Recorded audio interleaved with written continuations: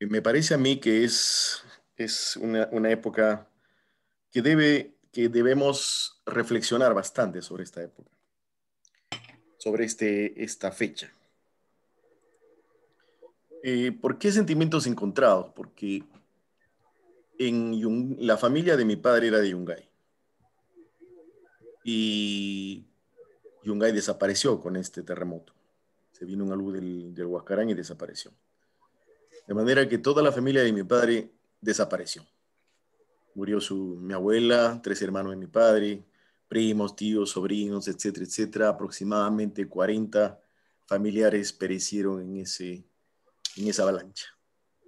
Y en Huaraz, que también fue totalmente destruida la ciudad, murió la hermana de mi madre, su esposo y su hija. Le sobrevivió solamente una hijita. En esa época, yo realmente... ¿me permiten compartir la pantalla, por favor? Sí, por supuesto. Un segundo.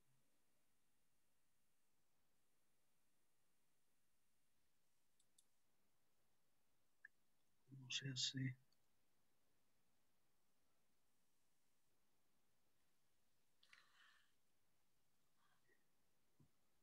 ¿Puedes hacerlo ahí? A ver, vamos a ver. Sí, perfecto. Muy bien. Se ve, ¿verdad? Sí, sí. Muy bien. Entonces, en esa época, en 45 segundos, perdimos absolutamente todo.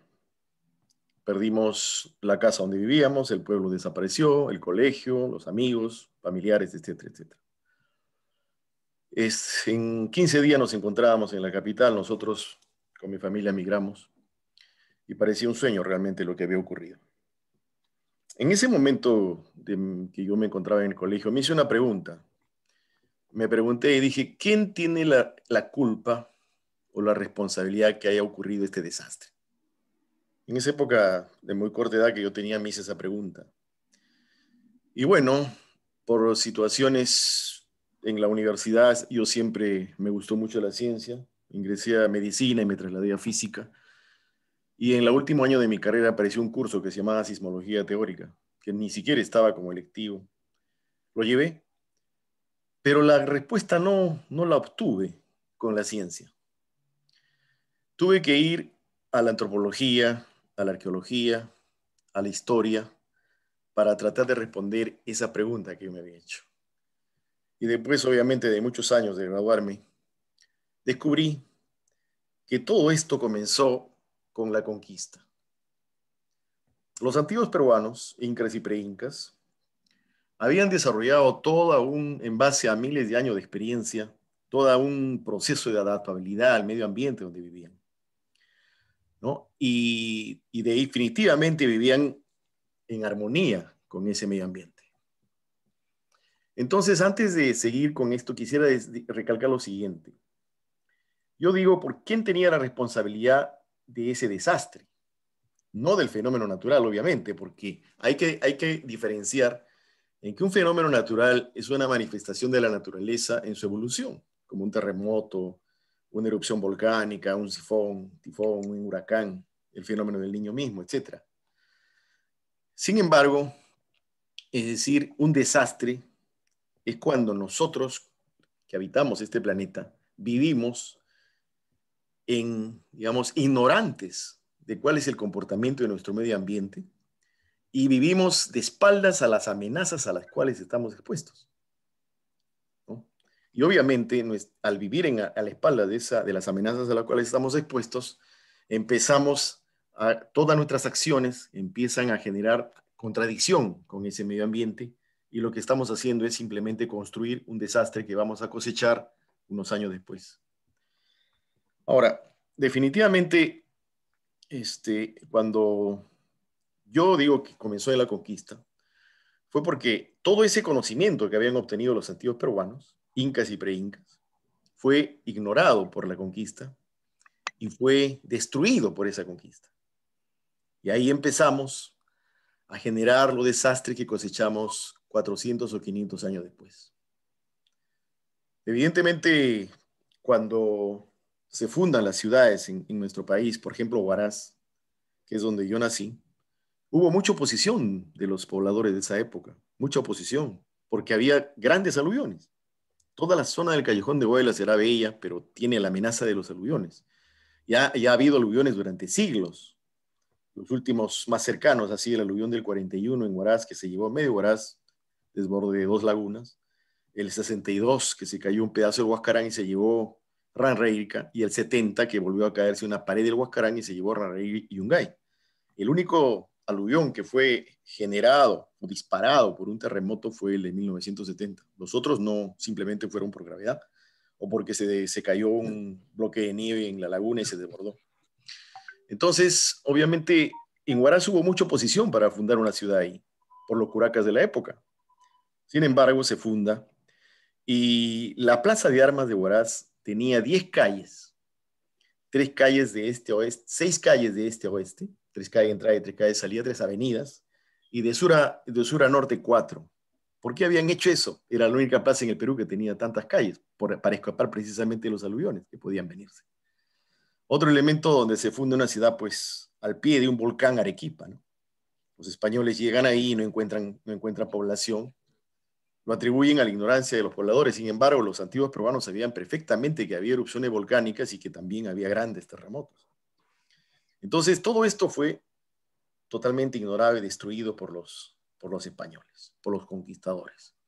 Y se empiezan a fundar, como por ejemplo en Huaraz, una ciudad, una plaza de armas al mismo estilo europeo, donde salían calles angostas y bastante altas, y del peor material, el material que no responde adecuadamente a una solicitud sísmica, el adobe. Entonces, todo estaba ya prácticamente listo para que podamos, siglo después, cosechar un desastre de esta naturaleza. Entonces, en las ciencias sociales surgió una idea para estudiar los desastres. Se les consideró eventos extremos. De esta manera se empezaron a interpretar las tormentas, terremotos, avalanchas, sequías, huracanes, ya no tanto como resultado de grandes estudios científicos, sino como funciones de un proceso social en marcha, su estructura de relaciones humanas y más extensamente los procesos históricos que han dado forma a dichos fenómenos. Esto que les menciono, por ejemplo, del conocimiento de los ciegos peruanos, no solamente se ve pues, en la cuestión de sismología, en cuestión de lo que está, el tema que me compete hablar en este momento, se ve en todo campo del conocimiento.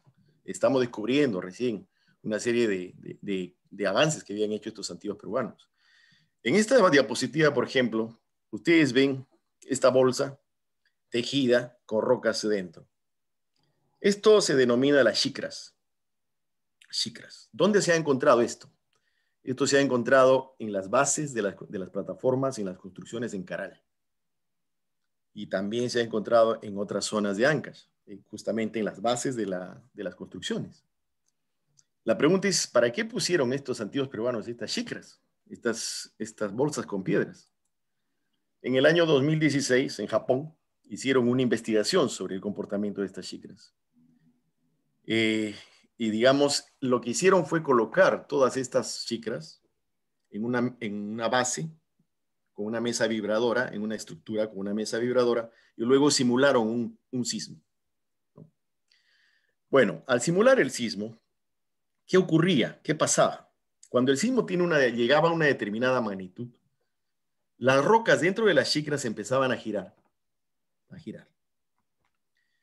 ¿Y qué ocurría con la estructura que estaba en esa base? La aceleración en la estructura disminuía. Entonces, imagínense ustedes, la aceleración es práctica, se define algunas veces como el coeficiente sísmico de diseño. Si hay menos aceleración en la estructura, la destrucción va a ser menor, el efecto va a ser menor del sismo. ¿Qué habían hecho estos antiguos peruanos? Lo que habían hecho era un amortiguador sísmico. Imagínense ustedes, hace 5.000 años, estos pre-incas hicieron un amortiguador sísmico. ¿Cómo lo hicieron? ¿Cómo lograron ese conocimiento? Está en investigación. Hace unos años hemos empezado a trabajar con estas xicras, algunos ingenieros han empezado a trabajar para tratar de aplicarlo, digamos, en comunidades rurales, en construcciones de las ciudades, etcétera. Obviamente las chicras ya tienen que hacerse con otro tipo de tecnología, pero la idea básica está ahí. Todo esto fue destruido y olvidado por los conquistadores y obviamente por nosotros, ¿no? Hay otro elemento que es importante entender, que viene a ser la pérdida de la memoria colectiva de la población, ¿no? En el año 2017 yo fui a Yungay a dar una charla y me di con la sorpresa de que el 95% de ese auditorio no sabía lo que había ocurrido o no tenía claro lo que había ocurrido en su ciudad, ¿no? Entonces, obviamente, nuestra educación, la forma en que nosotros vivimos en nuestra sociedad, hace que no transmitamos ese conocimiento a las generaciones venideras. Y obviamente lo que genera eso, cosechar o repetir los errores. Y eso no solamente se da en cuestiones científicas o esto que le estoy hablando, se da en todos los estamentos de nuestra sociedad, en la política, etcétera, etcétera, ¿no? Será por eso que cometemos graves errores también ahí. Mire, y en el año ya, por ejemplo, en el año 53, en el año 1953, un grupo de alpinistas de la zona, formado por gente de Huaraz, de Yungay, de Caraz, subió, que se llamaba Cordillera Blanca, este grupo de alpinistas, subió al Huascarán, ¿no? En el año 53, 54, que está acá, el comercio, 13 de agosto de 54. Y les sorprendió una avalancha cuando estaban subiendo. Vieron algunas rajaduras en el Huascarán. Y obviamente, esas rajaduras, ellos dijeron, si esto se hubiese roto, ¿no? Por sentido común, vieron todo lo que estaba pasando y dijo, se dirigía a esa avalancha que les sorprendió, se dirigía a Yungay, a Ranraírca. Pero cuando uno estaba en Yungay, muchas veces yo que visitaba a mi abuela en Yungay, se escuchaba un sonido fuerte en lo que eran como una explosión, ¿no? Y cuando uno miraba a Huascarán, veía un pequeño trocito que se caía como una nube, como una especie de... y se disipaba. Y eso era frecuente. Entonces ellos dijeron, a regresar, que si eso se rompía, como a lo que habían visto, si esas grietas se rompían, iba a venir un aluvión que hacia Ranraírque y probablemente se lleve el pueblo. Esto lo dijeron en el año 54. Fueron a los periódicos, nadie les hizo caso, obviamente. Y entonces, en el año 62, ocurrió el aluvión de Ranraírca y desapareció Ranraírca. Imagínense ustedes, el 54 se había advertido por estos peruanos, ¿no?, que esto iba a ocurrir. El 64 vuelven a subir a Huascarán y encuentran rajaduras más grandes en la pared norte y advierten que si eso se rompía, no solamente se llevaba nuevamente Ranraírca, sino se iba a llevar Yungay. Obviamente, el gobierno, ante esa actitud de estos peruanos, saca un comunicado en el periódico diciendo no habrá más Ranraírcas, no sé, pues de repente iban a hablar con la naturaleza para que no produzca fenómenos naturales, y mandan una persona a Yungay para que fotografíe, tome fotos, no se hizo absolutamente nada. Y en el año, luego, ante esta advertencia de los peruanos, de estos señores, traen a un experto alemán de la universidad de una universidad de Innsbruck, que era un experto glaciólogo. Y él dice que todo esto era unas afirmaciones antojadizas y exageradas de estas personas, que el Huascarán no ofrecía absolutamente ningún peligro y que no había pues por qué preocuparse. Lo dijo en una reunión que se organizó en la Universidad de San Marcos, conjuntamente con varias personalidades que aquí están. Este es un periódico de la época. Y dentro del grupo, digamos, que se encontraban en este grupo de peruanos que habían alpinistas, estaba un señor que se llamaba Arturo Sorano Bernardini, un caracino. Él es el que trataba de informar esto a los periódicos. Y yo lo he encontrado aquí en Estados Unidos. Y él menciona lo siguiente. Dice, aquí menciona y dice, en el momento regresó a Huaraz, avisé a los geólogos y expertos, vio unas rajaduras tremendas, ¿no? Regresó a los geólogos y expertos, tanto en Huaraz como en Lima, pero nadie me hizo caso. Entonces no me quedó otro que buscar a un amigo, un diario limeño ya desaparecido, recuerda este exandinista, obviamente. No obstante, al llegar a la redacción de este diario, los hombres de prensa no hicieron caso a la historia, por lo que le recomendaron que vaya a un diario algo sensacionalista que quedaba en el mismo edificio del centro de Lima.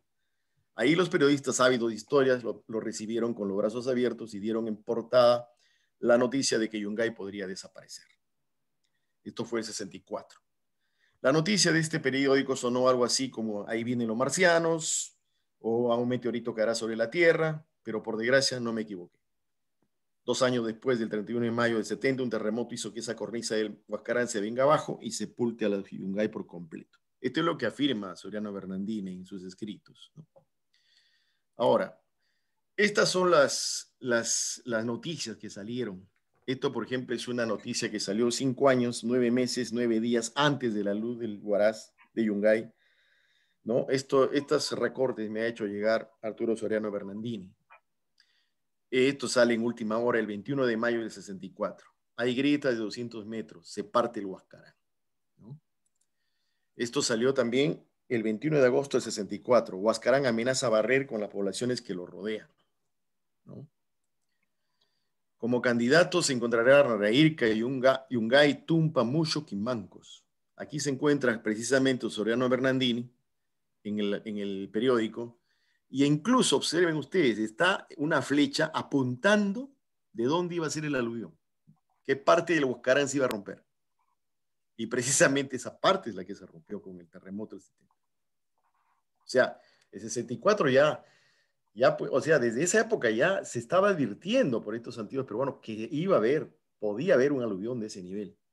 También vinieron unos científicos americanos y afirmaron algo parecido. Por supuesto que los americanos le hicieron más caso que ellos, porque eran americanos. Esa es un poco nuestra concepción de como vivimos en Perú, ¿no? Todo lo que viene de afuera es mejor que lo que tenemos nosotros. Gran error, obviamente.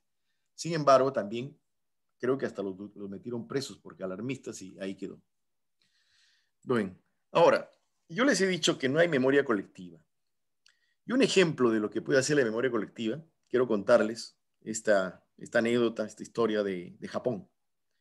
En el año 2011 hubo un terremoto muy grande en Japón, que ustedes deben recordar, que afectó la central nuclear. Incluso el terremoto no les mató casi gente, lo que les mató más de 20,000 personas fue el tsunami que se generó después del terremoto. Cuando fueron a investigar este terremoto, los que evaluaron, digamos, los daños que había ocasionado, llegaron a una isla, ¿no? Una isla donde había habido muy pocos muertos. Y curiosamente, porque la alarma temprana había colapsado todo. Era un terremoto muy grande, fue un terremoto de magnitud 9. Probablemente el periodo de retorno a ese terremoto esté pues en los miles de años o en 1000 años, y obviamente ellos no diseñaron incluso la central con indicadores que podrían esperar ese terremoto. El sismo máximo de diseño fue inferior, y obviamente cuando vino el terremoto les afectó, como ustedes saben, todo el problema que hubo con la central nuclear que casi explota.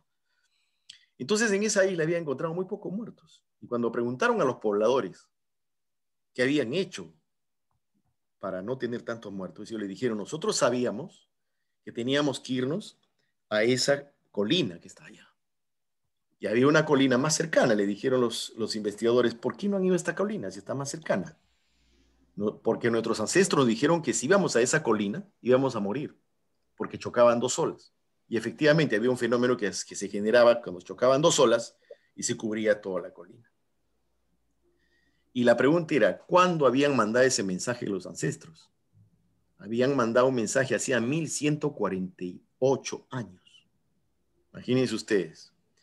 Hace 1148 años ocurrió un sismo similar en esa zona. Y estos japoneses dejaron la enseñanza de que tenían que saber qué hacer cuando pudiera volver a ocurrir este sismo, un sismo similar.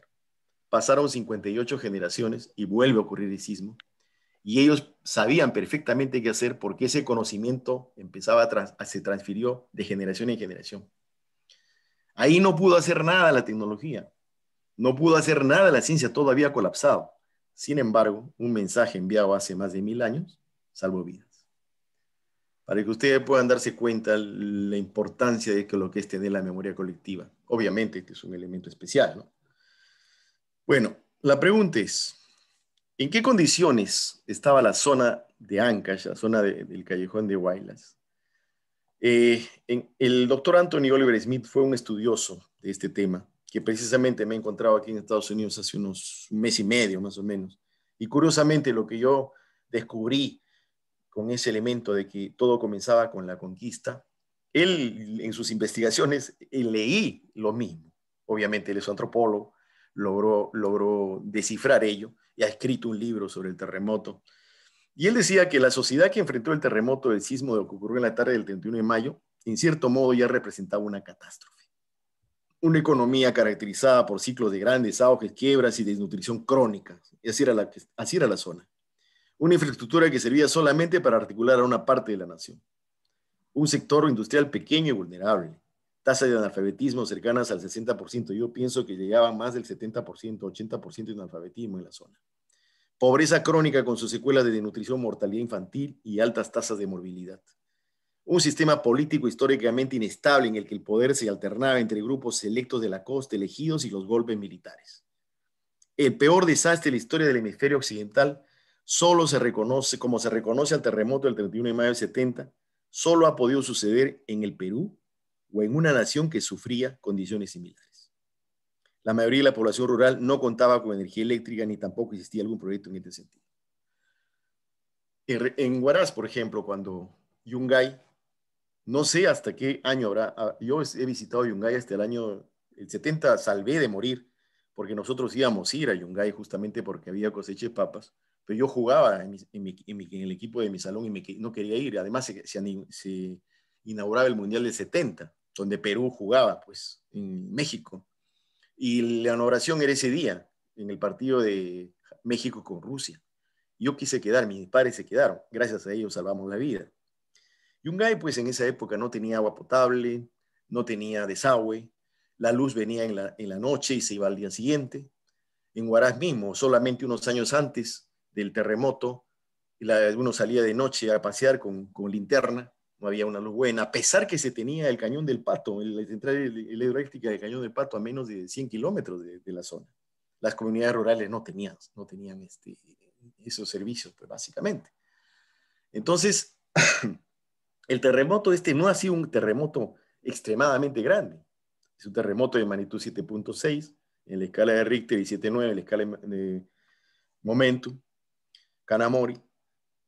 Y entonces generó este desastre precisamente porque las condiciones, tanto políticas como estructurales, estaban listas para que pueda ocurrir esto. Las vías de comunicación pésimas de Lima a Huaraz se demoraba aproximadamente 14 horas.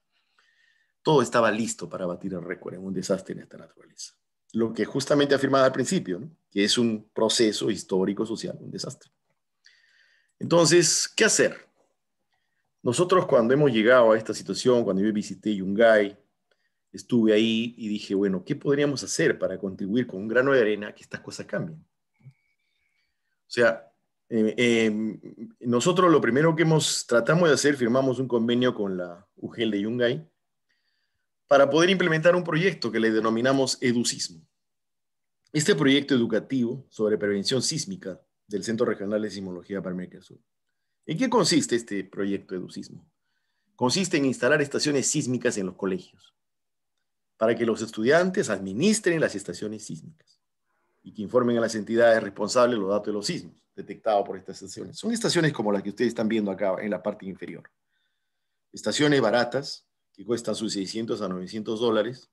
El cilindrito que ven aquí es un geófono. Esta estación, por ejemplo, tiene 3 geófonos o sismómetros, que es el que capta la señal sísmica, 3 componentes, norte, sur, este, oeste y vertical. Acá es un sismógrafo más barato. Todo esto tiene un pin que se conecta a internet y la señal va a un servidor y uno puede entrar de un celular o puede entrar desde la computadora a mirar el sismograma que se genera. Nosotros hemos pensado implementar esto, instalar estas estaciones en los colegios, no para que los chicos aprendan a leer un sismograma para identificar las ondas que se generen con un sismo, a calcular el epicentro de los sismos, la historia sísmica de sus localidades, a conocer las amenazas de los lugares donde viven y el medio ambiente y la historia sísmica de los terremotos que han afectado los grandes desastres en nuestro país. ¿No? Obviamente, si nosotros nos damos cuenta, ¿no? si nosotros no trabajamos en el ser humano, en nuestra sociedad, obviamente no vamos a lograr nada. La tecnología de por sí, si no se crea una cultura que la soporte, no sirve para nada. Es evidente de que nosotros, la diferencia que existe pues en países como este, en nuestro Perú, etcétera, y otros países europeos que tal vez son más ejemplo, no es la cantidad de plata que se tiene ni los recursos que se tiene, es la actitud de su gente frente a la vida, definitivamente. Y eso es lo que tenemos que generar, con la educación especialmente. ¿Qué se pretende con este programa Educismo, ¿no? Crear una conciencia y conocimiento sobre la prevención. Los chicos que aprendan qué amenazas tienen en su zona. Lo que van a aprender en Huaraz no va a ser lo mismo que van a aprender en Arequipa. En Arequipa tienen volcanes, tienen otro tipo de amenazas. Hay zonas donde hay en Yungay, en Huaraz, hay avalanchas, ¿cierto? En Lima, sismos, tsunamis, etcétera. Convivir en paz con los fenómenos naturales, eso es lo que se pretende. El ingeniero Alberto Guise, que es fundador de Ceresi, decía, tenemos que aprender a vivir en paz con la naturaleza. Y para eso hay que conocer al enemigo, en este caso era el sismo, lo del terremoto, ¿no? Convivir en paz con los fenómenos naturales que ocurren en los lugares donde viven. Generar políticas adecuadas para la construcción de las edificaciones, ¿no? Introducir en el currículo escolar la enseñanza de historia de desastres. O sea, si nosotros no conocemos estas cosas, no sabemos, por ejemplo, nosotros les he hablado de que en 1941 hubo un aluvión en Huaraz, que se llevó medio Huaraz. Y sin embargo, si vamos a Huaraz ahora, todo el cono del aluvión de esa época está lleno de casas. Imagínense, en este momento sabemos que esa laguna está mirándolo con lupa porque genera gran peligro. En estos momentos el espejo ya ha aumentado enormemente, la profundidad también. Podría haber un aluvión. Ya se está colocando elementos de alarma, pero la población en estos momentos hay que prepararla, hay que trabajar en la ingeniería social para preparar esa población. Un aluvión ahora, realmente con la cantidad de casas que habría, sería verdaderamente catastrófico. Y la idea es también, pues, generar políticas adecuadas para continuar las edificaciones. Hay una informalidad tremenda. Y por otro lado, el hecho de que empecemos a construir las ciudades de forma inadecuada, como en el caso de Yungay, en el caso de Huaraz, es porque las autoridades mismas no conocen de estos temas. La autoridad misma, o sea, son analfabetos científicos.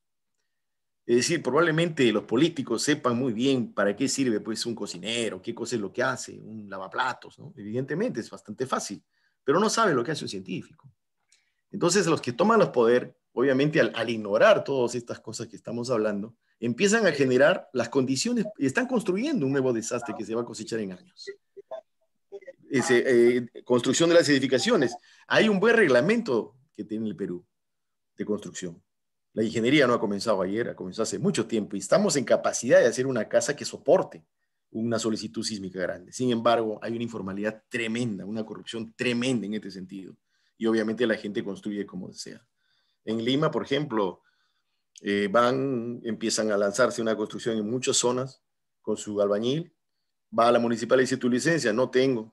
Bueno, lo multa, paga su multa y se acabó el problema. Ahí quedó la estructura y hay una vulnerabilidad ya intrínseca que está ahí.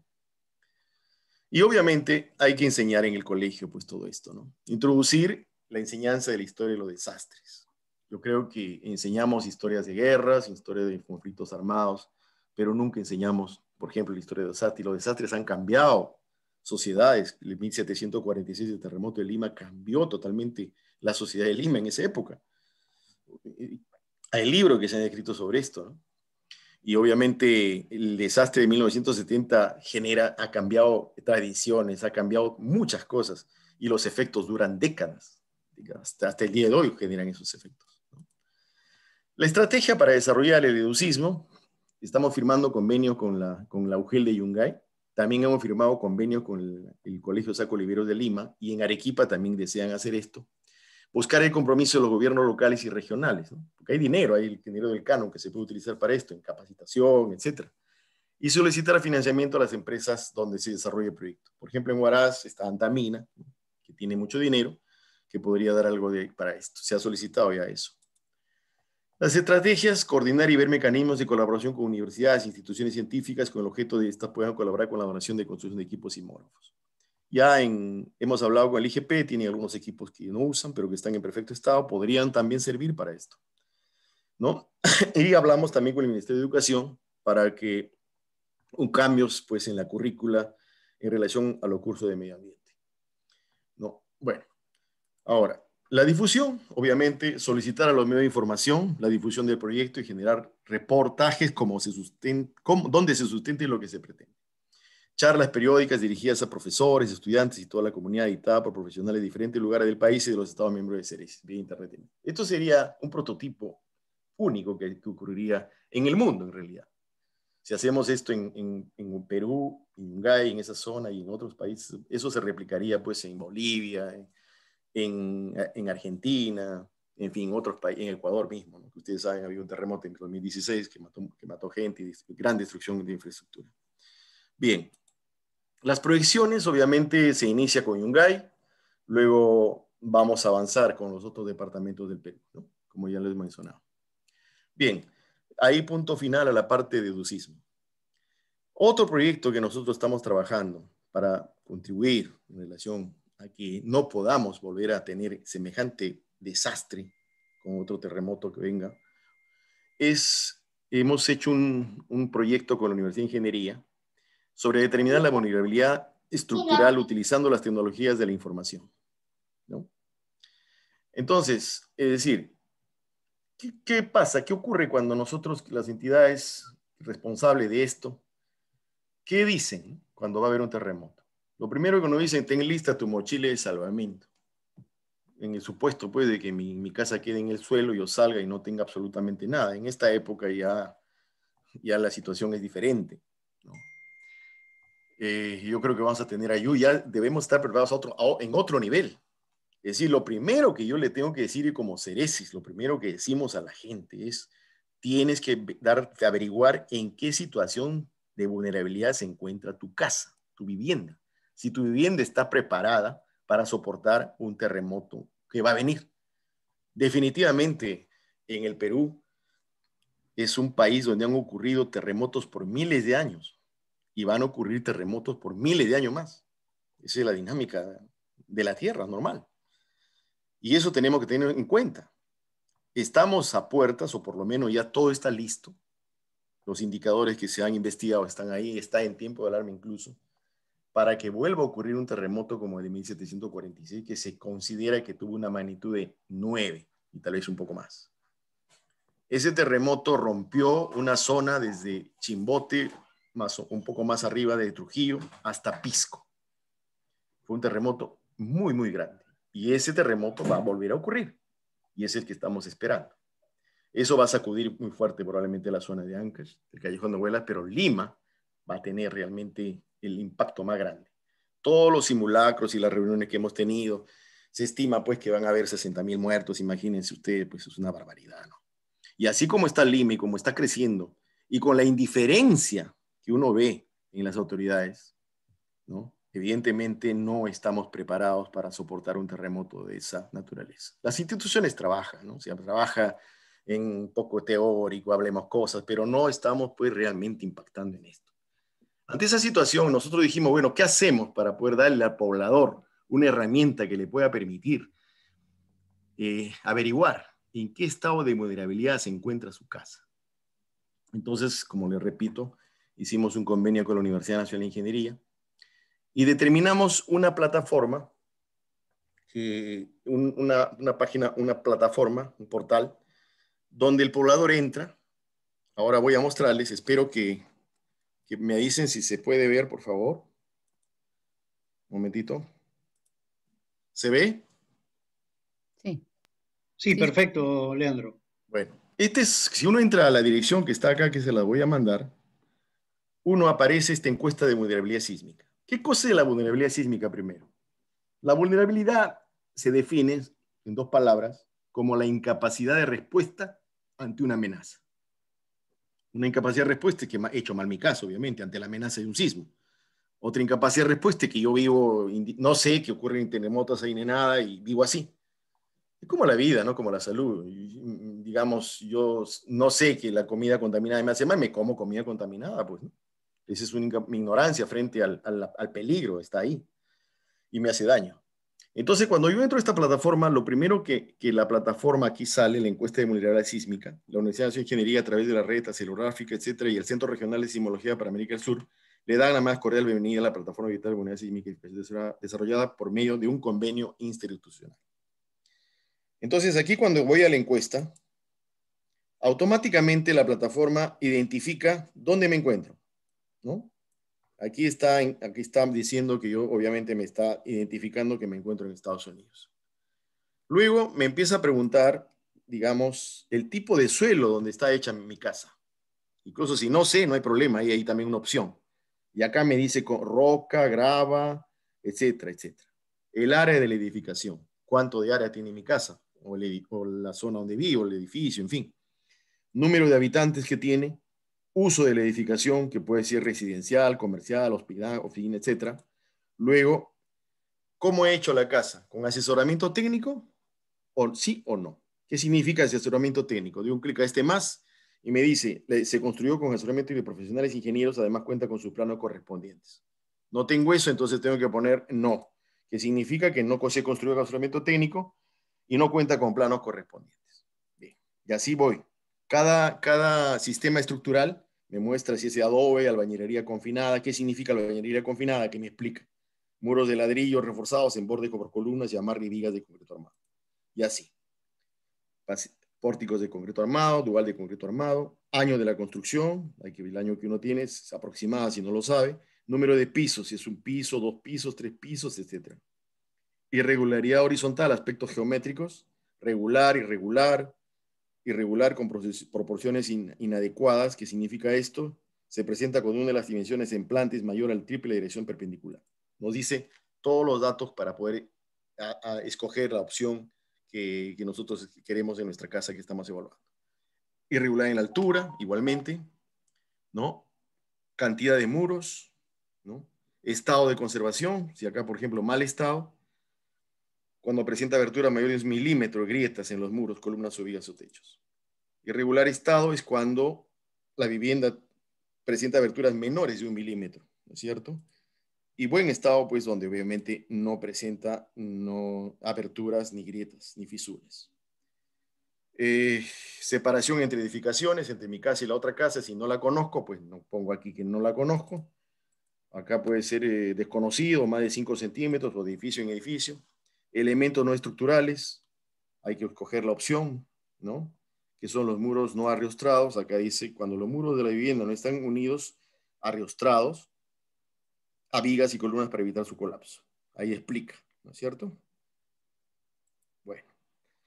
Y al final, yo digo que no soy un robot y lanzo la encuesta. Automáticamente la plataforma va a enviar una información, le va a decir en qué estado de vulnerabilidad se encuentra su casa. Puede ser alto, medio o bajo. Si me sale una vulnerabilidad alta, tengo que preocuparme, porque eso me va a indicar que si hay una solicitud sísmica, como el sismo que esperamos, no va a soportar esa estructura, ese sismo, va a colapsar. Y entonces también aquí hemos puesto algunos datos para poder pedir sugerencias o asesoramiento en el caso que salga eso y qué cosa debería hacer el poblador.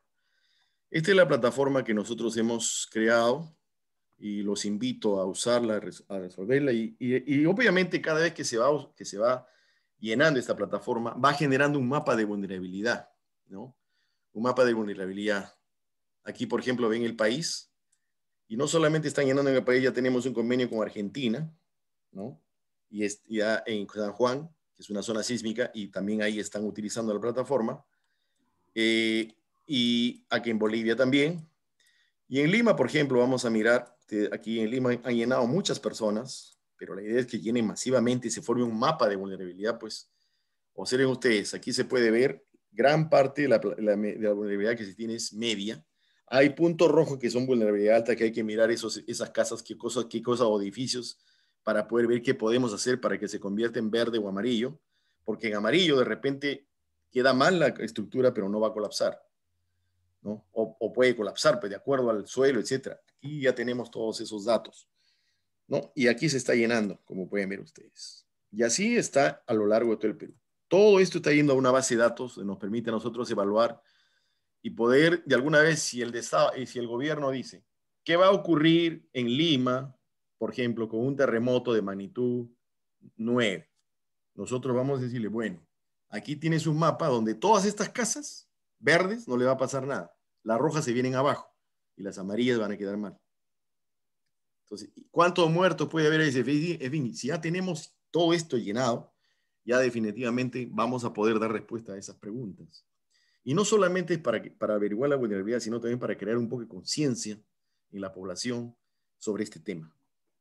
¿Cierto? Aquí está la metodología, quiénes son los que han desarrollado esto, las instituciones, es el Centro Regional de Sismología para América del Sur, y la Universidad Nacional de Ingeniería, y la Red Oceanográfica de la Universidad Nacional de Ingeniería. El equipo de trabajo, aquí está, ¿no? Esto ha sido desarrollado por estos ingenieros. Yo también entraba al desarrollo, y el doctor Jorge Alburtado, que fue el rector de la Universidad Nacional de Ingeniería, y revisado por el doctor Alba y por mi persona. Bueno, yo les invito entonces a llenar esta plataforma, a difundirla y a podernos darnos sus experiencias en relación a ello. Bien, finalmente yo quisiera volver a mi presentación. Yo quisiera, antes de terminar mi presentación, dar tal vez una reflexión frente a lo que ocurrió con el terremoto de 1970, ¿no? El terremoto de 1970 marca un inicio en el concepto de lo que es un desastre. Lamentablemente, lo que se hizo en la reconstrucción fue un proceso de desarrollo mal concebido, ¿no? Mal concebido. Y controlado, que ignoró casi por completo los reglamentos de zonificación y construcción.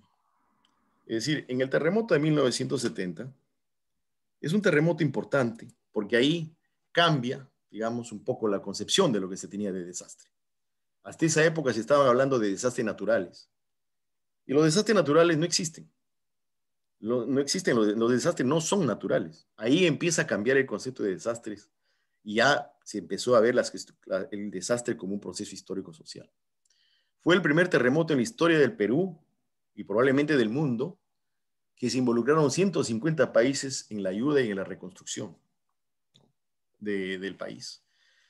Y bueno, y también fue un terremoto donde generó muchos cambios en las ciencias sociales, especialmente en relación a lo que representó en la destrucción y el impacto a nivel mundial, ¿no? Bueno, entonces, en la reconstrucción, obviamente, se ignoró por completo los reglamentos de zonificación y construcción. Se optó por una ciudad abandonando la idea de una ciudad segura y sostenible. No se pensó en estas cosas. En estos 51 años se ha aprendido mucho de los desastres, se ha cambiado la conceptualización de los desastres, por lo menos en la investigación, pero lamentablemente no en la cultura general de la población, ni en el periodismo, ni en los políticos. Lamentablemente seguimos viendo los mismos problemas de hace 50 años. Hemos comprobado que los desastres y el riesgo se deben a procesos históricos y contemporáneos de origen social, económico, político, medioambiental e institucional. El estudio contemporáneo de los desastres debe basarse en una condición básica: que no podemos solucionar un problema si no se atiende las causas de ese problema, las cuales no son las amenazas, ni tampoco son los edificios que se caen, sino son los modelos y las prácticas normales del desarrollo que tenemos que priorizar, que priorizan las ganancias a corto plazo sobre la seguridad sostenible y la justicia. O sea que, a pesar de que en todo este tiempo haber aprendido mucho sobre la causa de los desastres en los últimos 50 años, empezando por el terremoto de 1970, seguimos construyendo el riesgo, aumentando la vulnerabilidad y la exposición, y perdiendo más porque no dirigimos nuestros esfuerzos y recursos a las causas de fondo y a los impulsores de riesgo, sobre todo los que están ligados al modelo de desarrollo actual.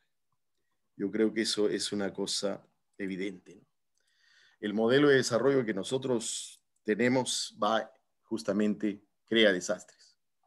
Yo creo que el planeta, la casa donde vivimos, ya no soporta el ataque que genera el sistema en el cual vivimos, ¿no? El sistema que verdaderamente lo mata, lo contamina. Y yo acá en este país me doy cuenta, por ejemplo, cómo se trabaja digamos, en el costo ecológico que tiene este país, ¿no?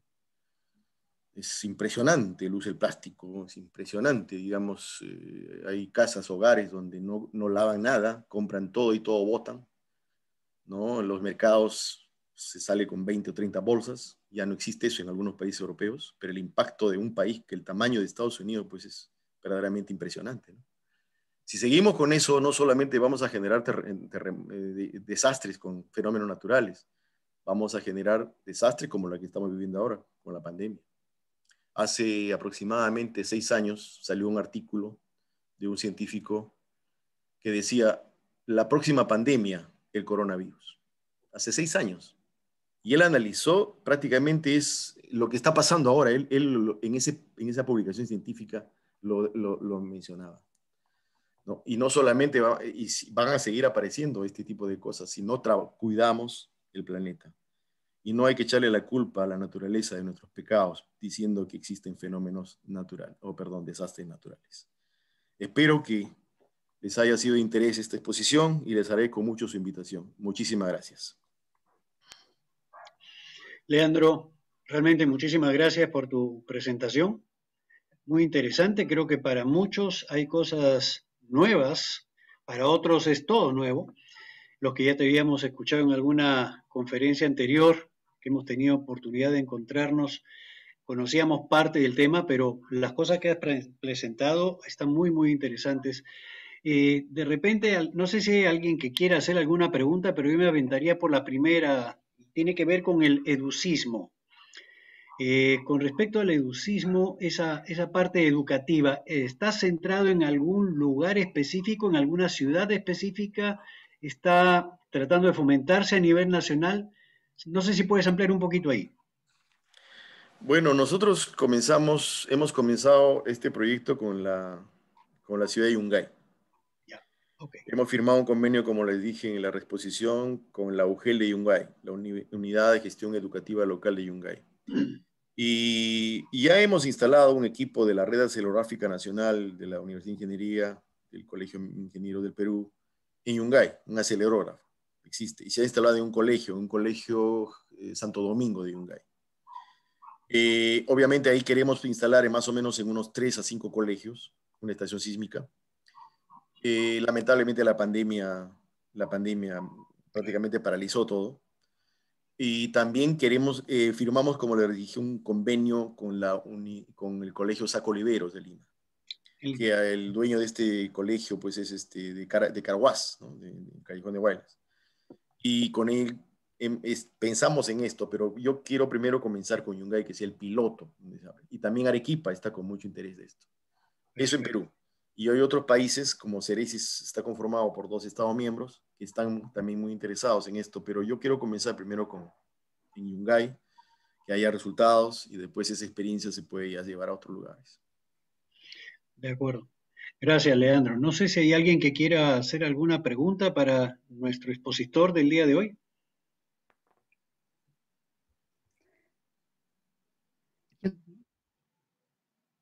Sí, a ver, tienes que activar el audio. Unmute. Yes. Sí, ya está bien. ¿Me pueden escuchar? Sí, claro. Muy bien. Buenas tardes. En primer lugar, mi agradecimiento profundo a Leandro, mi amigo Leandro, amigo de hace muchos años. Nos conocimos en Huaraz cuando comenzábamos ahí a apoyar el establecimiento de la Universidad de Ancash. Él dictaba física y dictaba química. Bueno, Leandro, una vez más, tu conversación, tu conocimiento, tu experiencia, tu proyección y sobre todo el realismo que impartes cuando hablas de factos, de cosas que han ocurrido y sobre todo de factos terribles que tenemos en Perú, como por ejemplo el centralismo. Mi pregunta es, ¿dónde colocas tú al centralismo? Has dicho en términos generales que las condiciones sociales, económicas, medioambientales, generadas por el hombre, la política de Perú, las percepciones actitudes y acciones de los políticos, de los periodistas, y también tenemos que hacer un mea culpa de los académicos, que a veces nos aislamos y no practicamos la interdisciplina, que es tan importante para resolver problemas humanos, que son los que estamos tratando ahora. Te pregunto en qué nivel, si le pones la misma gradación de importancia o emergencia que le has puesto en el mapa. ¿Es rojo, es amarillo o es verde el centralismo? Un gusto, Edmé, tenerte en esta reunión. Te agradezco mucho.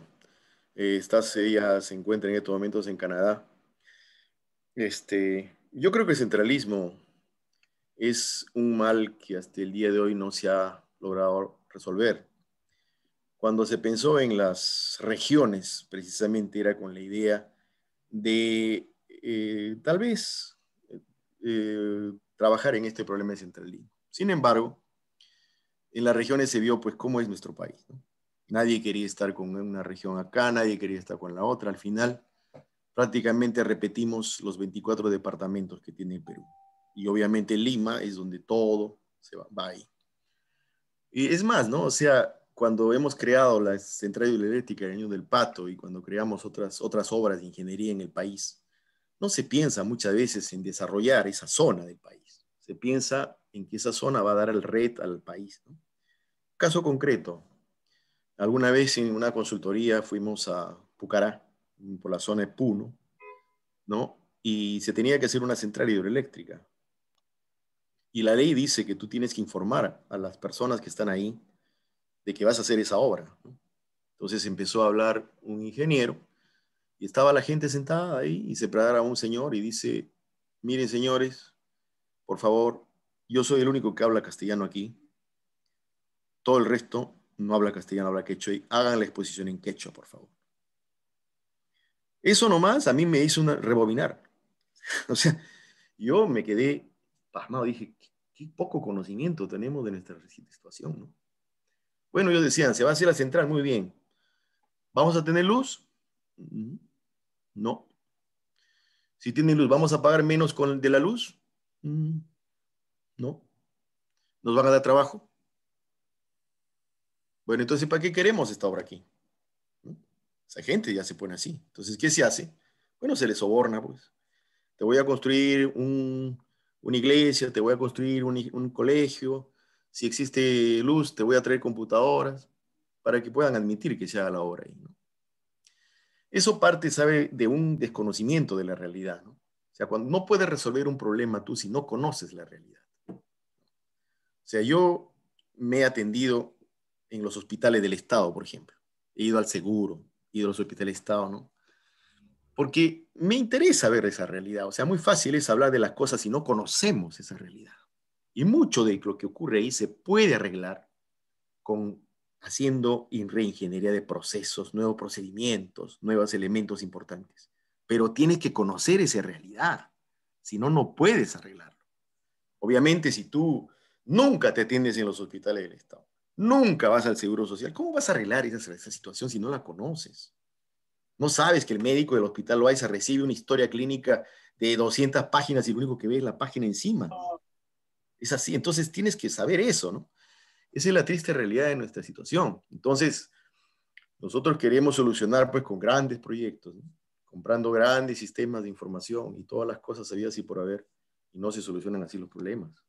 Cuando he trabajado, por ejemplo, en informática, trabajé mucho tiempo en el INICTEL, que recordaba mucho a Oscar por su paso por el INICTEL, me acuerdo. Había que opinar sobre proyectos que se daban sobre sistemas de información, por ejemplo, ¿no?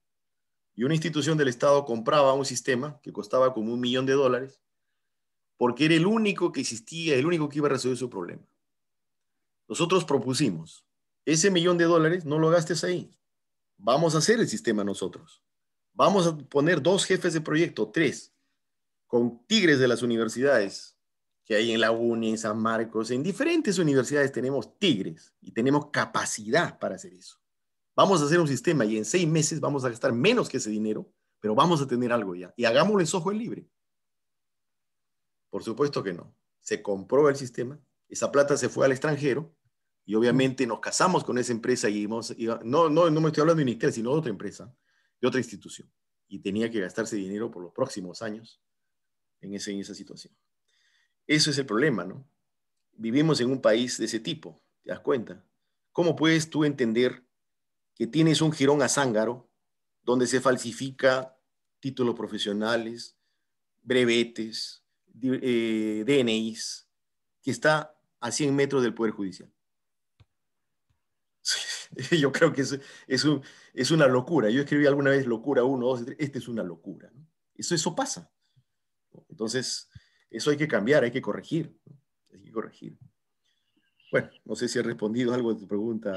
Gracias, Leandro. Podemos llenar muchos libros con los efectos, primero las causas y luego los efectos del centralismo. Pero muchas gracias. Quería saber lo que surge como más importante y más evidente. Y de hecho, hemos tenido experiencias parecidas y precisamente nos encontramos en Huaraz porque dejando nuestros respectivos centros de enseñanza en Lima, tuvimos de repente la locura de irnos a Huaraz a enseñar. Y cada vez que yo regreso a Perú, de repente visito una universidad de Lima, a veces, pero la mayoría de veces me voy a Huancavelica, Huaraz, Ayacucho, a Cusco, a Huancayo, donde me falta el tiempo para hablar con los alumnos y los profesores.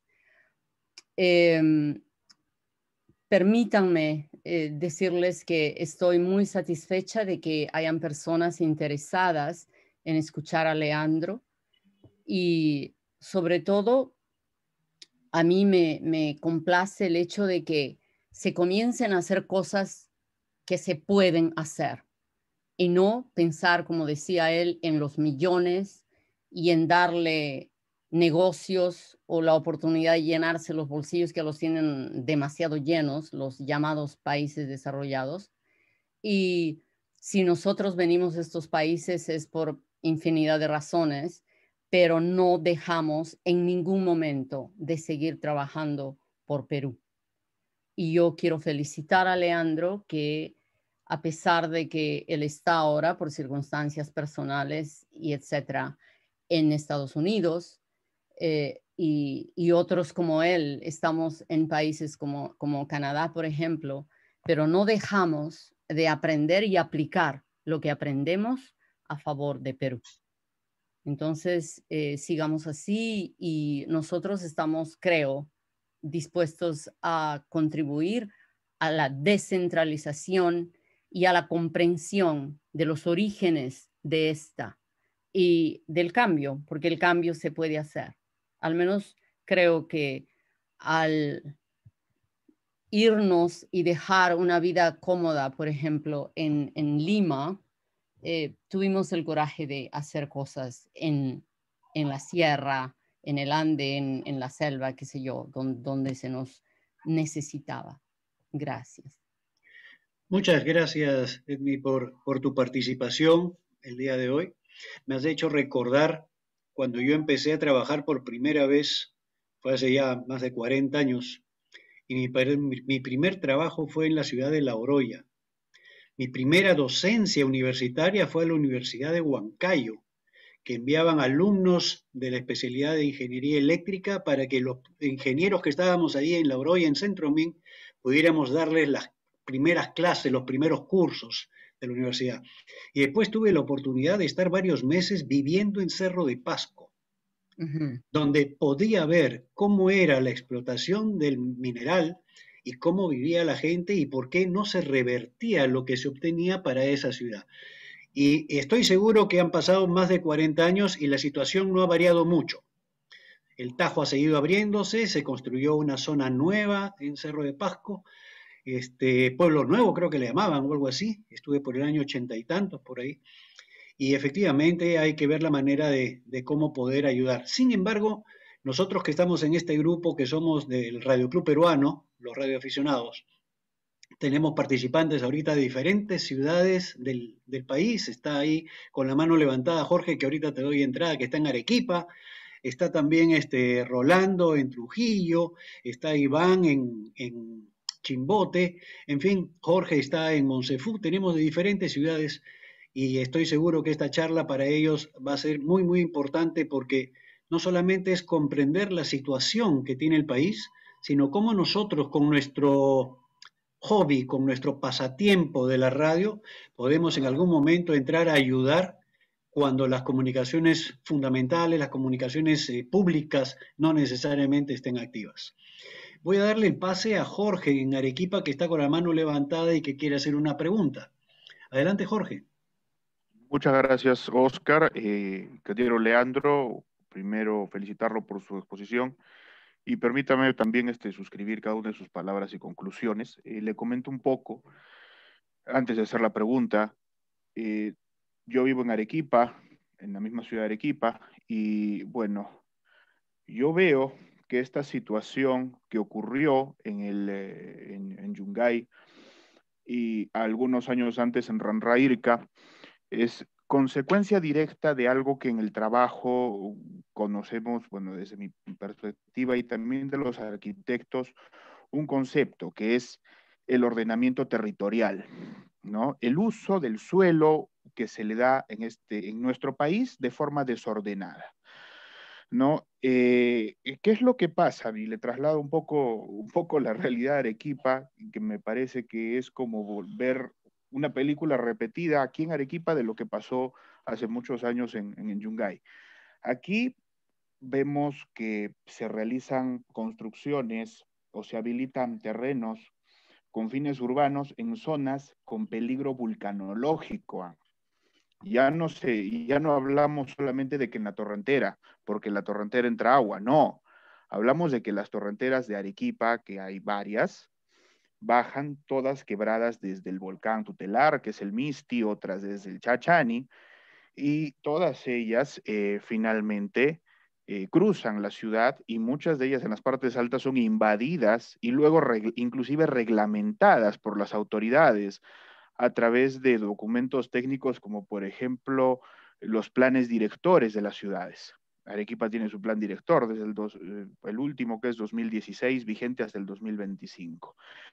Entonces, ¿qué es lo que yo veo, ¿no? Uno, por una parte, como dijo Edme, es el centralismo, pero también hay una cuota muy grande, quizás, y es ahí mi pregunta, ¿tú consideras que esta cuota muy grande de todos estos problemas tiene que ver con la gran informalidad enquistada dentro del propio aparato estatal? Porque si esta informalidad no existiera y tuviéramos un pleno respeto, ya no solo del conocimiento ancestral, creo que hoy día podemos fácilmente reconocer que si alguien se instala en una torrentera, seguidamente al año, 2 años, cuando venga la temporada de lluvias, esa torrentera va a entrar y se va a llevar su propiedad. Y eso podemos reconocerlo, creo que ya por sentido común. Sin embargo, inclusive se legaliza. Yo no sé cuál sería tu opinión en ese sentido. Muchas gracias por tu respuesta. Muchas gracias, Jorge, por tu reflexión y por la pregunta también. Mira, lo que ocurre es, a mí me parece que las cosas tienen una razón de ser. No es solamente porque el ser humano es malo, porque somos, qué sé yo. Hay una razón de ser por lo que ocurre en nuestro país. Nosotros vemos, por ejemplo, digamos, cuando un poblador, por ejemplo, ¿no? En Ate, un distrito que conozco, va a construir su casa y se le ocurre decir, no quiero que me multen porque al final de cuentas hemos descompuesto tanto el país, hemos descompuesto a un nivel verdaderamente alarmante que todo está corrupto. ¿Ya? O sea, el otro día mi hijo en Lima se ha estrellado con su auto, va para que le hagan su peritaje y le dicen va a venir mañana, pero no puedo dejar, con 50 soles te lo hago hoy día. Muy bien. va a tener que hacerle un parte en la policía. Bueno, se lo voy a hacer y le pide veladamente, tiene que pagarle. Lamentablemente a eso hemos llegado, ¿no? Entonces, cuando un poblador va a una municipalidad a sacar una licencia para construir, agarra y le dan un cuadernillo así, ¿no? Para que cumpla todo eso y que construya su casa. Ese poblador es una persona de bajos recursos económicos. No va a poder hacer todo lo que le dicen en ese plano, en ese folleto. Y por otro lado, ya existe también todo un mecanismo donde ese poblador va, la gente que está metida ahí va a cobrar algo para que ese poblador tenga la licencia o no tenga problemas construyendo como le dé la gana la casa. Nosotros le dijimos a la municipalidad, ¿por qué no haces convenio con las universidades que tienen la especialidad de ingeniería civil? Haz un convenio con la UNI, haz un convenio con la Universidad Católica, etcétera, que tienen facultad de ingeniería civil. Y que los alumnos, a cambio tal vez de algunos créditos, a cambio tal vez de algunas otras cosas, asesoren a esta gente que quiere construir su casa de manera gratuita. Que vengan aquí y los asesoren. A ver, vamos a ver, ¿qué cosa quieres hacer en tu casa? Toma esto, haz esto acá. ¿Para qué? Para prevenir la vida. Porque esa casa lo va a matar, como lo ha hecho el albañil o el poblador. Si hacemos eso, podríamos ayudar a prevenir la vida de esa gente. Lamentablemente, no, se toma como algo esotérico, pues, ¿no? No, que siga las cosas así, ¿no es cierto? Y el informalidad parte de que de alguna forma ser formal está en desventaja que ser informal. Lamentablemente es así, hemos creado esa cultura en el Perú. Hasta cuando usted maneja su carro. Cuando usted maneja su carro hay una línea para voltear a la derecha. Yo iba con mi nieto y viene un tipo por la izquierda y se va hasta el fondo y se queda ahí parado. Y va metiendo el carro poco a poco, pum, entra. ¿Le permitimos que mete el carro? Por supuesto que le permitimos. ¿Alguien le dice algo? Nadie. Mi nieto, ¿qué me dice? Abuelo, ¿por qué haces cola? ¿Por qué no te metes y entras? Pero eso está mal. ¿No ves esta línea amarilla? Además, no puede entrar otro carro ahí. Pero mira cómo ya entró y no le pasa nada. Ese muchacho ya le formamos, ya le dimos el software de cómo funciona el país. Entonces, como yo le decía el otro día que hablamos con un candidato a la presidencia de la República, nos convocó a los científicos. Yo le dije, si usted no hace una reorganización del Estado, ¿no? Una reingeniería del Estado, con procesos, procedimientos, etcétera, nuevos, que realmente refleje eficiencia, no va a lograr nada. Porque construyendo aparatos burocráticos dentro de ese Estado no funciona nada. Cada terremoto se ha construido, se ha buscado instituciones, se han formado instituciones. Con el terremoto de 2007 se formó una institución que fue un elefante blanco que se tiraron un montón de plata y ahí terminó. El presidente de turno dijo, va a salir un ejército de ingenieros a evaluar Lima casa por casa. No salió un solo ingeniero. Y otro elemento que pasa también, estimado Jorge, es que nosotros de alguna forma también nos mantenemos al margen de asumir responsabilidades. O sea, muchas veces nos invitan a ir a asumir responsabilidades y no queremos. Decimos, no, la política no nos metemos en eso. Y dejamos a los más incapaces que asuman responsabilidades y tengan cargos. Yo creo que también es una responsabilidad nuestra, ¿no? No sé si con eso he respondido tu pregunta.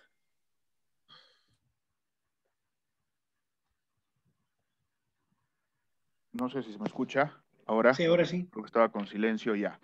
Bueno, sí respondió mi pregunta. De verdad que es un problema bastante enquistado y te comento y les comento a todos, bueno, desde mi trabajo, yo trabajo en el Ministerio Público, soy fiscal en la Fiscalía de Materia Ambiental de Arequipa y veo muchísimo el tema de la informalidad que se encuentra enquistada en las municipalidades. En cosas tan simples como aparecen construcciones sin licencia y la propia municipalidad teniendo atribuciones para hacer algo, no hace nada y dice, señor fiscal, encárguese usted. Ellos podrían hasta demoler esa construcción, pero prefieren encargarle al fiscal un proceso penal que puede durar muchísimos años y que al término de ese proceso penal, luego de 6 años de litigar esa construcción que vio la municipalidad en zanjas o en un solo piso, ahora tiene 7, 8 pisos y hay que demolerla.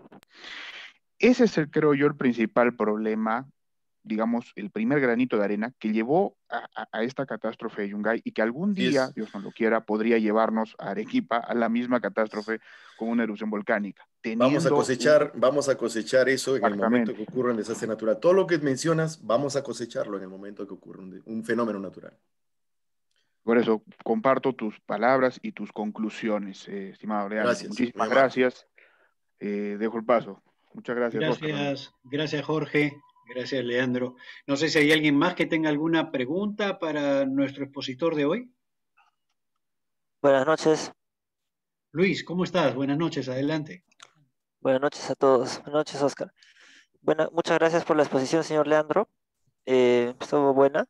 Lo que quería era tener una consulta. El tema de la madera. Las casas de madera en la selva, si es que están bien hechas las vigas y columnas y la base, ¿aguantarán un terremoto fuerte? Sí. De buena Bueno, madera. en primer lugar, en la selva la sismicidad es bajísima. No hay terremotos en la selva. ¿No? Hay terremotos muy profundos que casi no causan daño. ¿No? Y obviamente una casa de madera puede soportar, en la costa casi no hacemos de madera ni en la sierra porque obviamente no soportaría tal vez las inclemencias del clima de la sierra.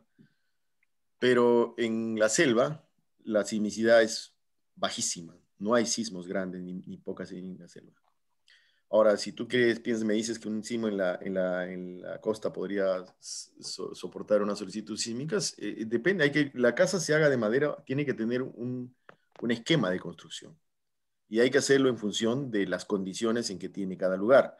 Si tú vas a construir un lugar donde hay huracanes, una casa, pues tienes que poner con ciertos elementos para que ese huracán no se te lleve la casa.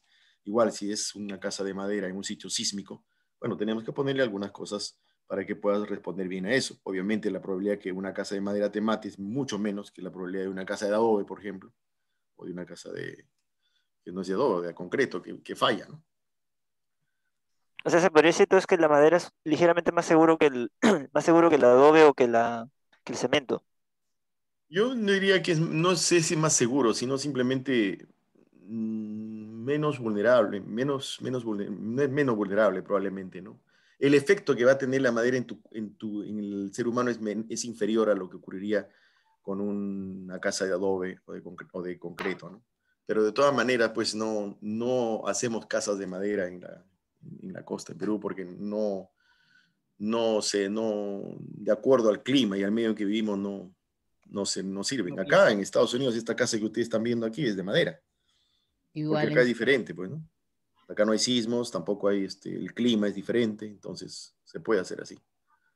Ya, ok. Yo le preguntaba porque en la selva tengo una casa es en Portingo María, pero es entre cerros, en zona montañosa. En la selva no Y, hay sismos, y está con Luis, roca, no es te roca al preocupes. suelo, pero la casa es de madera. Pero sí lo han hecho con sus vigas, todo. Claro, claro. No, pero en la selva no hay terremotos, pues, como en la costa, ¿no? O sea, Mm. los terremotos en nuestro país obedecen a un proceso físico, ¿no? Que se llama la subducción. La placa de Nazca, se está metiendo debajo de la placa sudamericana, chocan y se mueve. Hay una velocidad de movimiento por año y a veces se acumula energía, no se mueve y se rompe de un momento a otro y genera un gran terremoto. En la costa, esta parte de aquí es muy superficial, esa placa, ¿no? Por eso los terremotos superficiales son extremadamente destructivos, ¿no? Y su radio de percepción tal vez no muy grande.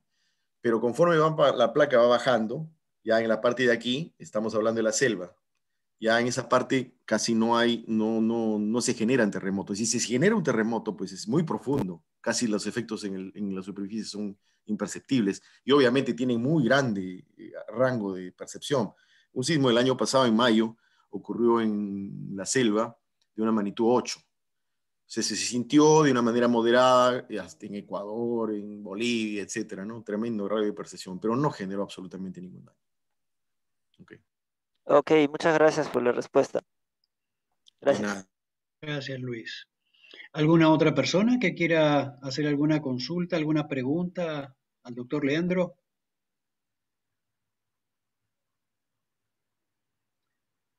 Bien. Leandro, para terminar voy a darle el pase a César, presidente del Radio Club Peruano, que, para que nos dirige unas palabras en la reunión del día de hoy. Dale, César. Gracias, Oscar. Bien, no, yo en nombre de Radio Club Peruano quería agradecerte, Leandro, la charla súper interesante, sobre todo para los que lo vivimos, ¿no? Yo me acuerdo clarísimo todos los instantes del terremoto del 70, me acuerdo del 66 incluso, yo era muy niño, eso fue en la tarde, fue mi primer terremoto, y el segundo el 70, ¿no? Y bueno, estos temas son súper importantes. A mí me has aclarado varias cosas que no lo tenía claro. Los antecedentes previos al año 70, que ya había una advertencia, ¿no? Y definitivamente el desastre lo causa el hombre. Normalmente en una zona, cuando el foco económico está centralizado en un sitio, la gente tiende a acercarse a ese sitio, simplemente por supervivencia y por subsistencia, ¿no? Entonces ahí es donde se genera. Y la gente se pone en zonas vulnerables, es lo que pasa, y pasa en todos países, ¿eh? En Colombia lo que pasó, entonces es un tema ya generalizado, yo creo, en muchísimas partes. Entonces, bueno, muy al margen de eso, yo quería agradecerte haber brindado un poco de tu tiempo para esto. Me gustaría en el futuro también contar con otras exposiciones que nos vengan aclarando ahí ciertos temas, ¿no? A mí me gusta mucho el tema sísmico. Le agarré mayor importancia a partir del terremoto de Pisco, realmente. Y bueno, y me enfoqué a autoinstruirme en comunicaciones de emergencia, básicamente, ¿no? Para el día que nos pase algo, que esperemos que no, porque nosotros actuamos, como lo dijo Oscar, cuando los sistemas convencionales colapsan. Entonces ahí vamos a actuar, ¿no? En comunicaciones, pues no vamos a salvar el mundo, obviamente. Hay mucha gente, aficionados, que creen que van a salvar el mundo, están atentos en las emergencias, y no es así. O sea, nosotros no somos rescatistas, no nos vamos a meter a una estructura colapsada, ni mucho menos, ¿no? Simplemente apoyar a las instituciones, en este caso INDECI o quien nos lo requiera, para poder brindarle las comunicaciones de emergencia. Porque si bien es cierto, los radioaficionados tenemos la red más grande que se forma después de un evento. Y no a nivel nacional, sino internacional también, ¿no? Y cuando todo colapsa, la única forma de comunicarse es el HF. No queda otra opción, definitivamente. Así que todos los radioaficionados que me están escuchando, yo les doy el consejo de que se autoinstruyan leyendo pues simplemente todo lo que es relacionado a emergencia, ¿no? Manuales, todo ese tipo de cosas. Esa es la mejor forma, nada más. Y bueno, nuevamente en nombre de Radio Club, agradecerte, Leandro, felicitaciones, extraordinaria la exposición, y yo creo que mucho nos aclaró muchísimas cosas. Mil gracias por eso. Gracias, César. Solamente una anécdota que quería contarte. Cuando ocurrió el terremoto del 70 en Yungay, enfrente al estadio había un grifo, y en esa época el director técnico era el ingeniero, el doctor Mateo Casaverde. Sí. Se encontraba ahí, justamente, ¿no? Y cuando viene el terremoto, pues unos minutos antes del terremoto habían estado fotografiando el Huascarán, y con una cámara, incluso especifica qué cámara, una cámara alemana, etcétera, porque en esa época pues no había cámara japonesa, todo era alemán, europeo, ¿no? Y habían visto una rajadura fuerte. Y cuando comienza el sismo, lo primero que hicieron fue mirar el Huascarán, ¿no? Y se venía, pues. Entonces ellos han corrido al cementerio. Sí. Y han visto, pues, con una familia, con sus hijos, iban con ella, una mujer con su hijo y otro, el hombre con dos hijos. Subieron un nivel, porque el cementerio, pues, es una colina circular. Subieron 2 niveles, y en el tercer nivel pasó, pues, él cuando estaba subiendo volteó y vio que una ola aproximadamente de 60 metros se rompía sobre Yungay, una ola de color gris, ¿no? Cuando llegaron al tercer nivel, pasó como un chicotazo el aluvión. Llegaron, la señora con su hijo no llegó, el hombre con sus 2 hijos estaba ahí. Entonces, Alberto Giesecke, pues, no sabía si se había, porque Alberto Giesecke era el director del Instituto Geofísico del Perú y también era el director del CERESIS. Entonces, él no sabía qué había pasado con Mateo Casaverde, ¿no? Y yo recuerdo esa noche que pasamos en el cerro del terremoto, que lo he escrito justamente, lo he publicado en Facebook. Buscábamos las radios, ¿no? Nadie sabía nada de lo que había ocurrido. Y justamente ahí encontramos a un radioaficionado que estaba dando datos. Ahí recién nos dimos cuenta que el problema, pues, la magnitud de lo que había ocurrido, ¿no? Claro que estábamos nosotros en el cerro porque nuestra casa había destruido y que teníamos miedo que se vea un aluvión, Por eso nos fuimos al cerro. Era lo que la gente conocía. Y Alberto Guise, que entonces escribe también, agotó pues todo medio para poder saber qué había pasado con Mateo Casaverde, ¿no? Y ya pues estaba yendo a dar la noticia a su esposa de que ya se resigne porque no se encontraron y probablemente estaba muerto. Pues, ¿no? Justo cuando llegaba a la casa con su carro, en la radio dice, acá tenemos un radioaficionado que está en la ciudad de Yungay, en tal lugar, y se encuentra con un ingeniero que estaba en el estadio, el ingeniero Mateo Casaverde. A Alberto dice que se le abrió los cielos, pues, porque en ese momento un radioaficionado fue el que le dio la noticia a él que estaba vivo, Alberto Casaverde. Claro. No, y realmente han hecho cosas. Puede ser que, puede ser. Sí, ha sido la situación. Ahí Yo los creo que fueron los que subieron al cementerio. Pues. Sí. ¿Perdón? Sí. Los que sí. se salvaron fueron los que subieron al cementerio, realmente. Así es. Pero hicieron una labor espectacular los radioaficionados en ese terremoto. Es más, fue una delegación que viajó en esa época, que tuvieron muchos problemas para llegar y bueno, cuando llegaron transmitieron desde allá, ¿no? Claro, claro. Porque sí, fue complicado. Yo les cuento una anécdota por el año 80 y tantos, no recuerdo exactamente. Brady, ¿se acuerdan que pronosticó un sismo? Claro. El día 80, en el año 80. Cuando él pronosticó ese sismo, yo estaba parado en Yungay. Imagínate. Bueno, ¿no? Estábamos con los amigos justamente, ¿no? Mencionando eso. Increíble que estemos parados exactamente hoy día acá, donde fue la tragedia, y había un tipo pronosticado eso. Obviamente no pasó nada, ¿no? Pero la sensación que sentíamos, ¿no? Me acuerdo clarísimo de ver las palmeras, había lo debes de recordar, un Volkswagen que estaba con la Claro, cara. claro. Me acuerdo clarísimo. Sí. Increíble. Imagínate, yo he corrido, he jugado en esas calles cuando estaba bien, ver así claro. Es terrible. Y así es, pues, ¿no? César, me has hecho acordar, perdóname, me has hecho acordar que en el año 80, cuando yo estaba en Inictel, hicimos un video para el Instituto Geofísico justamente para desmentir la famosa predicción de este señor Brady. Y ahí fue donde conocí a Alberto Giesecke, a Mateo Casaverde, al doctor Ocola, y habían varios más, porque todos iban dando sus explicaciones científicas, y se armó un bonito video cuando estábamos con Carlos Romero en esa época. Claro, el director. Me has hecho acordar de esa época, realmente. Yo quería tal vez decir dos palabras y no quiero aburrirlos. Discúlpeme más bien. Con relación a Brady, ¿no? O sea, Brady era un físico de la oficina de minas de acá de Estados Unidos, en Denver, y que genera una teoría.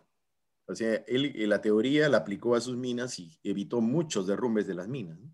Luego esta teoría la extrapola a los terremotos. Genera 4 publicaciones científicas. La primera, teoría de terremotos 1, 2, 3 y 4. En la 1 expone su teoría, ¿no? Es una teoría muy linda, realmente. Yo la leí totalmente, sus 4 papers. Y ahí explica cómo reacciona la roca y matematiza la situación. En el elemento 2 explica todos los efectos premonitorios con su teoría de los terremotos. En el efecto 3 se lanza a la subducción. Pero en ese paper saca un gráfico donde aquí estaba el tamaño de la muestra y aquí estaba el tiempo. Entonces las muestras de laboratorio están muy pequeñas, de ahí van las minas y de ahí va la tectónica y le sale una recta perfecta. Y él dice, esta recta me indica que el mismo proceso físico gobierna las muestras, las minas y la Tierra. Y ahí estuvo el error de su teoría. No es así. La Tierra es jerárquica, caótica y no lineal. Así que no funcionaba.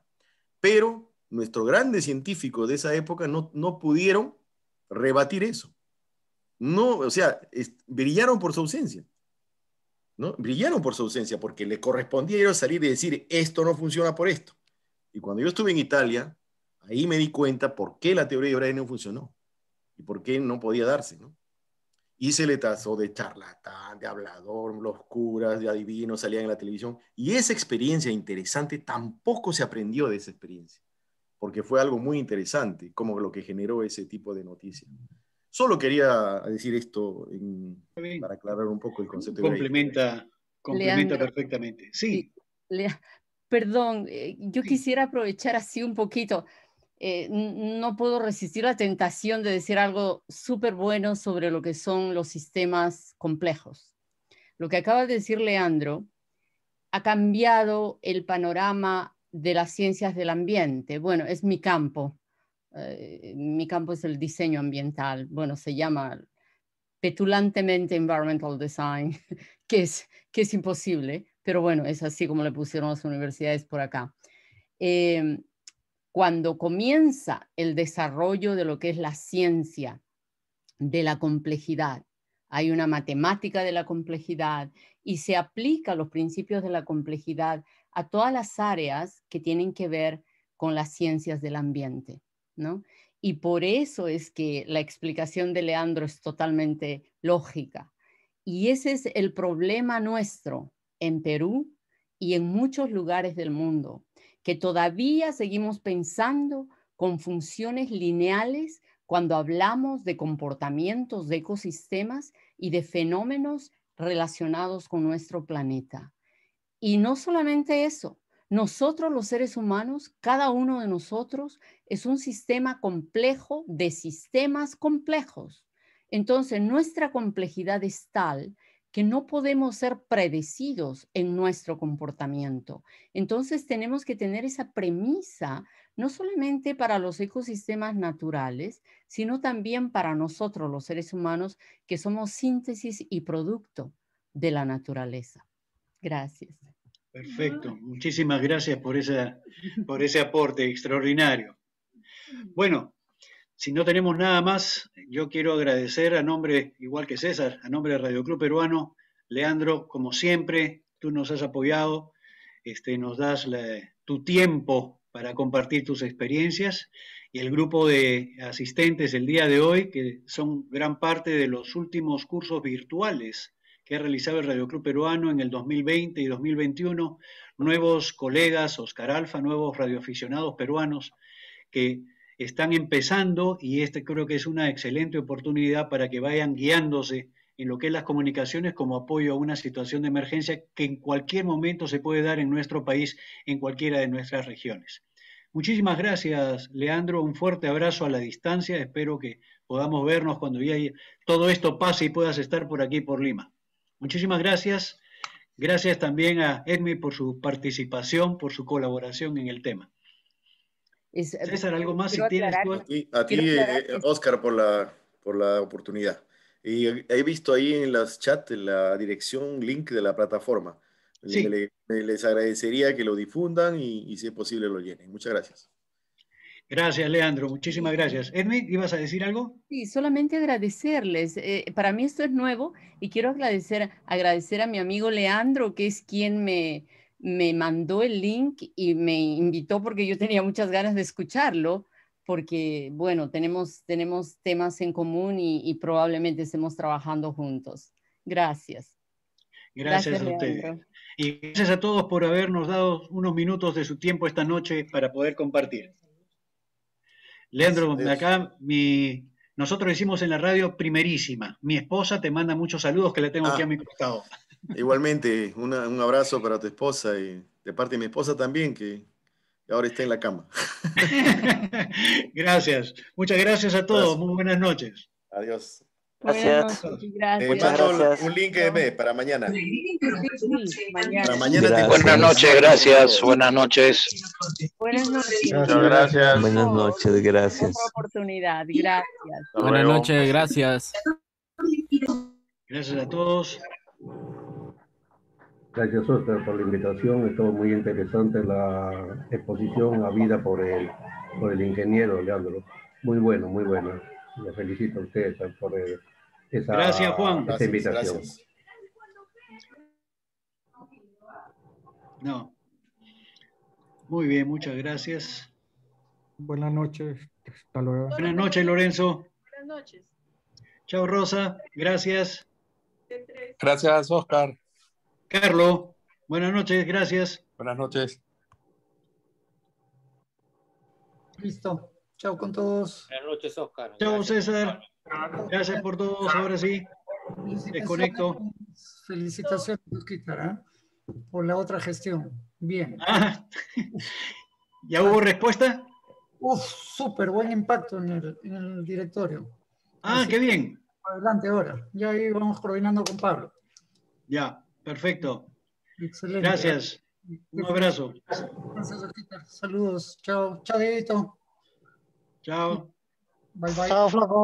Chao, Oscar. Gracias. Chao, Diego. Hasta otra oportunidad, Oscar. Gracias por todo. Ok, hasta la próxima. Gracias a ustedes.